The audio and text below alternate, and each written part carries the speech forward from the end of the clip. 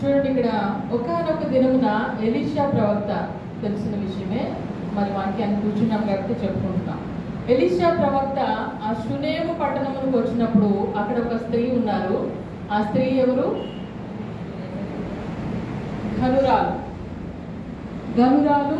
ఆ ప్రాంతంలో నివసిస్తున్నారు కాబట్టి, ఆ షునేము పట్టణంలో నివసిస్తున్నారు కాబట్టి ఆమె షునేమిరాలు అనేటువంటి పేరు కూడా అక్కడ రాయబడుతూ వచ్చింది. ఆ గనురాలు అంటే ఆ ప్రాంతంలో ఉన్నటువంటి వారందరిలోనూ ఈమె ఒక ఘనత నొందినటువంటి స్త్రీ అని మనం చెప్పొచ్చు, ఈ మాటను ఆధారం తీసుకున్నట్లయితే. ఈ గనురాలైనటువంటి స్త్రీ ఒక దైవజనుడిని గుర్తిస్తా వచ్చింది. ఆ దైవజనుడు ఎవరంట? దైవ భక్తి కలిగినటువంటి దైవజనుడు అని గుర్తిస్తా వచ్చింది. ఆ భర్తతో చెప్తా ఉంది, మన ఇంటికి వచ్చుచూ పోవచ్చు ఉన్నటువంటి ఈ దైవజనుడు దైవ భక్తి కలిగినటువంటి దైవజనుడని నేను ఎరుగుదును కనుక ఆయన మన ఇంటికి వచ్చినప్పుడల్లా, మన ప్రాంతంలోకి వచ్చినప్పుడల్లా ఆయనకి ఏం చేయాలట? బస చేయడానికి, రెస్ట్ తీసుకోవడానికి, ఆయన పరిసరలో తిరిగి వచ్చినప్పుడు, అలసిపోయినప్పుడు సేద తీర్చుకోవడానికి మన ఇంటి పైన ఆయనకు ఒక గదిని నిర్మించుదాము. ఆ గదిలో ఆయనకు కావలసినటువంటి ప్రార్థించుకోవడానికి, బైబిల్ చదువుకోవడానికి, కూర్చోవడానికి, భోజనం చేయడానికి, పడుకోవడానికి కావలసినటువంటి సౌకర్యాలను ఏర్పాటు చేద్దామని తన భర్తతో తెలియజేస్తా వచ్చింది ఈ గనురాలైనటువంటి స్త్రీ. అయితే ఇక్కడ మనం గమనించాల్సిన సంగతి, ఈ దినములో ఎవరైనా సౌకులే కావచ్చు, ఇక బయట వారే కావచ్చు, ఎవరైనా ఒక పురుషునికి మన ఇంటిలో ఒక రూమ్ ఇస్తానంటే ఏ పురుషుడు కూడా ఒప్పుకోడు. అయితే ఈ స్త్రీకి ఉన్నటువంటి గొప్ప లక్షణం ఏంటి అని అంటే, ఆ స్త్రీ అంత మంచి స్త్రీ అని మనం చెప్పొచ్చు. ఆమె యొక్క స్వభావము అంత గొప్పదని చెప్పొచ్చు. తన భర్తకు ఆమె పట్ల ఉన్నటువంటి నమ్మకాన్ని మనము ఇక్కడ తెలుసుకోవచ్చు. లేక తన భర్త ఎంత గొప్పవాడో కూడా మనం ఇక్కడ తెలుసుకోవచ్చు. మొట్టమొదటిగా ఒక విషయము, భార్య భర్తలు ఇరువురు కూడా ఒకరిపై ఒకరు నమ్మకము కలిగినటువంటి వ్యక్తులని మనకి తెలియబడుతుంది ఈ మాటను బట్టి. కనుక ఆ నమ్మకముతో ఇలా దైవజనునికి ఎక్కడట? మన ఇంటి పైన, ఎక్కడో రోడ్డు పైన, లేక మన ఊరుకు దూరంగానో కాదు, మన ఇంటి మేడ పైన ఆయనకు ఒక గదిని నిర్మించుదామని తెలియజేస్తాము. మరి ఒక మాటను చూద్దాం. ఆ మేడ పైన గదిని నిర్మించుదామని అంటే, మన ఇంటిలో మేడ గదిలోనో లేక చిన్న పోర్షన్ ఉంటే ఒక రెంట్కి ఇచ్చేస్తాం. చిన్న బాత్రూమ్ లాంటి పోర్షన్ ఉంటే ఇంకో 4,000 వస్తాయి కదా అని చూసుకుంటాం. కానీ దైవజనుడికి చూడండి, ఇంటిపైనే గది కట్టిస్తానని. ఎంత గొప్ప దైవభక్తి కలిగినటువంటి దైవజనుడిని గుర్తించినటువంటి ఈ స్త్రీ దైవభక్తి కలిగిన స్త్రీ అని మనకు తెలుసుకోవచ్చు. ఇలాంటి దైవభక్తి మనకు ఉండాలి. ఆ స్త్రీ ఎందుకు అలా కొనియాడుతూ వచ్చిందనంటే, దేవుని పట్ల ఉన్నటువంటి గౌరవం అది. దేవుని మన ఇంట చేర్చుకుంటే చూడండి, దేవుని మందసము ఉన్నంత కాలము వారు ఏమయ్యారు?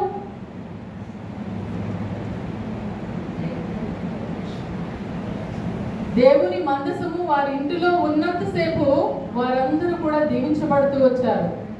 అలాగనే దేవునికి మనము స్థానం ఇస్తే, మన హృదయంలో, మన ఇంటిలో మొట్టమొదటిగా దేవునికి స్థానం ఇస్తే మనము దీవించబడతాము, ఆశీర్వదించబడతాము. అంత మాత్రమే కాదు, ఆమె అవన్నీ కూడా కోరుకోలేదు. కానీ స్వార్థపూరితముగా ఈ దినాన దేవునికి ఏదైనా నేను తీసుకెళ్తే ఇదే కోరుకుంటాము, దేవుని మందిరానికి వెళ్తే నాకు ఆశీర్వాదం వస్తుందేమో అని కోరుకుంటాము. కానీ ఆ స్త్రీ ఈ ఎలీషా దైవజనుడికి నేను ఇలా చేస్తే ఆయన నుంచి నేను ఏమైనా పొందుకుంటానని కోరుకోలేదు. కానీ దేవునిపై ఆమెకున్నటువంటి భక్తి శ్రద్ధలను అక్కడ కనపరుస్తూ వచ్చింది. ఇది దేవుడు నాకు ఇచ్చినటువంటి విధి, నేను చేయాలి అంతే అని చెప్పి ఆ పనిని చేయడానికి ఆమె పూనుకుంటూ వచ్చి, మనమైతే డీలింగ్స్ మాట్లాడుకుంటాం, దేవునితో వ్యాపారం మాట్లాడుకుంటాం. దేవునికి ఇది చేస్తే నాకేమొస్తుంది, దైవజనుడికి నేను ఇది ఇస్తే నాకేమొస్తుంది అని అనుకుంటాం. కానీ దైవజనుడిని గుర్తించిందంట.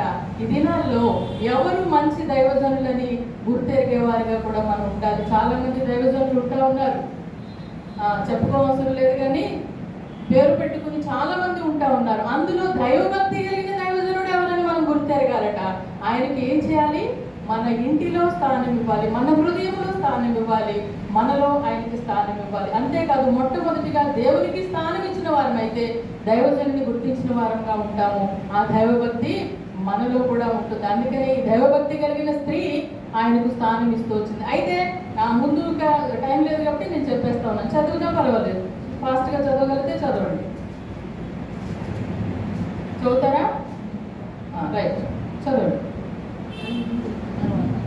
12వ వచనం. పిమ్మట అతడు తన దాసుడైన గెహజీని పిలిచి, ఈ షూనేమీయురాలిని ఎరుగుమనగా వాడు ఆమెను పిలిచెను. ఆమె వచ్చి అతని ముందర నిలబడినప్పుడు అతడు, నీవు ఇంత శ్రద్ధాభక్తులు మా యందు కనపరిచితివి, నీకు నేనేమి చేయగలను? రాజుతో నేను సైన్యాధిపతితో నేను. చాలని మీరు తర్వాత ఇంటికి వెళ్ళి చదువుకునే అవకాశం ఉంటే చదువుకోండి, నేను టైం లేదు కాబట్టి త్వరగా చెప్పేస్తాను. అయితే ఈమె ఇంత శ్రద్ధాభక్తులు మన ఎడల చూపిస్తా ఉంది. ఆ దైవజనుడు అయినటువంటి గెహజీ ఎలీషా అడుగుతా ఉన్నాడు గెహజీని, ఆమెకి ఏం అవసరం ఉంది మనతో? ఏ అవసరం లేకుండా ఈ దినాన్ని ఎవరు మనకి హెల్ప్ చేయరు కదా. ప్రతి ఒక్కరిలో ఏదో ఒక స్వార్థం ఉంటుంది. వారి వల్ల మనకి ఏదైనా బెనిఫిట్ ఉంటే నేను ఏదైనా చేయగలను అనుకుంటారు, కానీ ఏ స్వార్థం లేకుండా ఇప్పుడు ఎందుకు ఈ పని చేస్తుంది అని చెప్పి దైవజనుడు అడుగుతా ఉన్నాడు తన శిష్యుడైన గెహజీ అడుగుతా ఉంటే, అయ్యా ఆమెకు ఏమట, వివాహం అయినప్పటి నుండి ఆమెకి ఏమి లేదు, సంతానం లేదు, పిల్లలు లేరు. కాబట్టి ఆమెకు పిల్లలు లేరనేటువంటి విషయాన్ని గెహజీ గమనించాడు. ఆయన అంటా ఉన్నాడు, అమ్మా నీకు మేమేమైనా చేయాలా, లేక మీ పెద్దలతో మేము మాట్లాడాలా అంటే ఆమంటుంది, అయ్యా నేను నా స్వజనుల మధ్యనే ఉన్నాను, నా జనుల మధ్యనే నేను ఉన్నాను, నాకు ఎవరితో మాట్లాడాల్సిన అవసరం లేదు, మీరు నాకేమీ హెల్ప్ చేయాల్సింది లేదు, కానీ మీరు దైవజనుడు దైవభక్తి కలిగిన వారని నేను గమనించి నేను ఈ పని చేస్తా ఉన్నానని తన భావం వ్యక్తపరుస్తా ఉంటే ఆమె అంటా ఉన్నాడు దైవజనుడు, వచ్చే ఏటకెల్లా నీవు కుమారుని, దేవునికి మహిమ కలుగును గాక. హల్లెలూయా. చూడండి, దేవుడు మనకి ఇస్తాడా లేదా అనేది పక్కన పెట్టేస్తే మనము చేసేది దేవునికి చేయాలి, అంతవరకే. ఆయన చేయగలిగినటువంటి దేవుడు, తగిన సమయంలో ఆయన బహుమతి ఇవ్వగలిగినటువంటి దేవుడు. అంటే ఆ స్త్రీ అంటా ఉంది, అయ్యా నీవు అబద్ధం ఆడవద్దు. ఏమంటా ఉంది? ఎందుకంటే నా యజమానుడు ముసలివాడు అయి ఉన్నాడు, ఈ వయసులో నాకు పిల్లలు ఏంటి? శారా ఎప్పుడు పిల్లలు కంది? ఎలిజబెత్ ఎప్పుడు పిల్లలు కంది?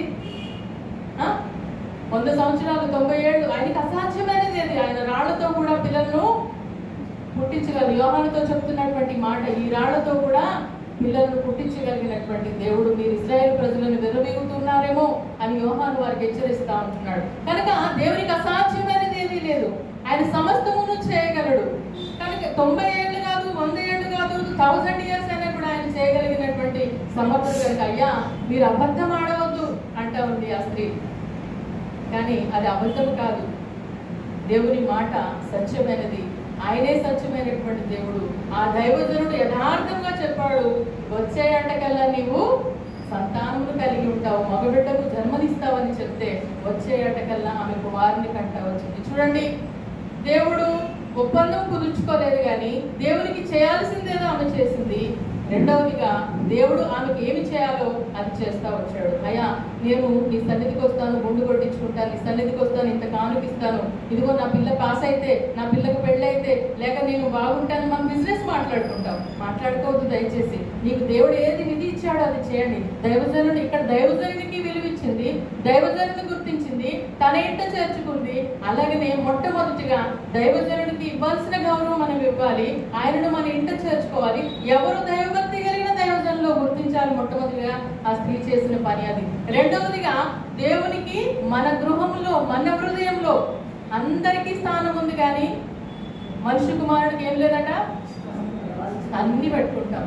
ఇంట్లో టీవీ పెట్టుకోవడానికి ప్లేస్ ఉంటుంది, సోఫా పెట్టుకోవడానికి ప్లేస్ ఉంటుంది, ఇంకా మనకు కావాల్సిన వస్తువులు అన్ని పెట్టుకోవడానికి స్థలం ఉంటుంది, కానీ దేవుని పెట్టుకోవడానికి స్థలం ఉండదు. నేను రాజోలు ప్రాంతం ఒక సహోదరు ఉంటే వారి గృహాన్ని దర్శించడానికి వెళ్ళాను.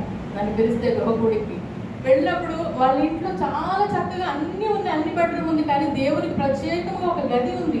ఆ గదిలో ఆమె బైబిల్స్ పెట్టుకుంది, ఆమె ప్రేరాయలు అవి అని పెట్టి చాలా ముచ్చటేసింది.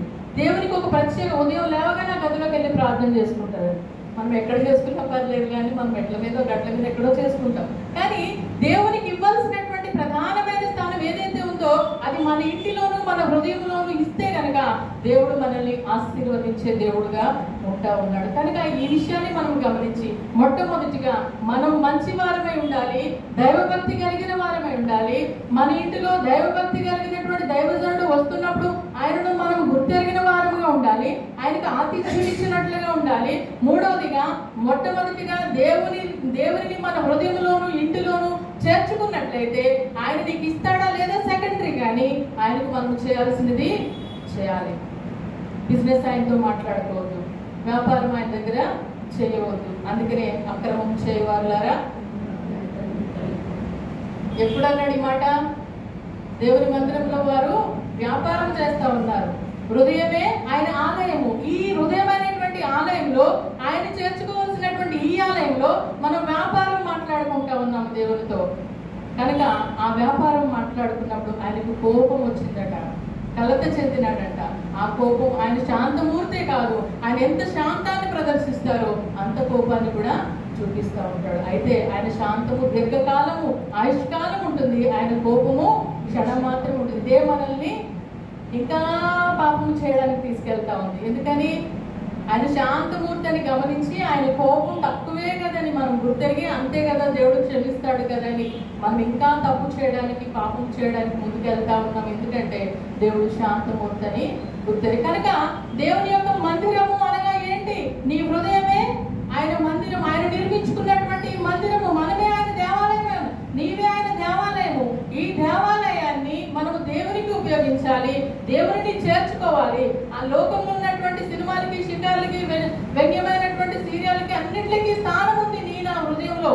కానీ దేవుని మాటలు వినడానికి, ఆయన పాటలు పాడడానికి, ఆయన కూర్చున్నటువంటి సువార్తను చెప్పడానికి ఈ హృదయంలో స్థానం లేకపోతే ఆయనకి కూడా కోపం రగులుతుంది. వ్యాపారం చేసిన వారి పట్ల ఆయనకి కోపం రగిలి ఎలా అయితే వెళ్ళగొట్టినాడో, అలాగనే మనము కూడా మన హృదయంలో అన్ని చేర్చుకుని దేవునికి స్థానం ఇవ్వకపోతే ఆయనకు కూడా కోపం. నీకేదైతే లోటై ఉన్నదో, ఏదైతే కొదువైందో నువ్వు చేయాల్సింది దేవునికి చేయి. అప్పుడు ఆయన మన లోటుని భర్తీ చేస్తాడు. మన యొక్క లోటును ఆయన తీర్చేటువంటి దేవుడుగా ఉంటున్నాడు. కనుక మొట్టమొదటిగా దేవునికి మనం స్థానం ఇద్దాము, దైవజనుని గుర్తిద్దాము, దేవుని యొక్క హృదయంలో మనం స్థానం సంపాదించుకుందాం. ఈ కొద్ది మాటలు దేవుడు దీవించునుగాక.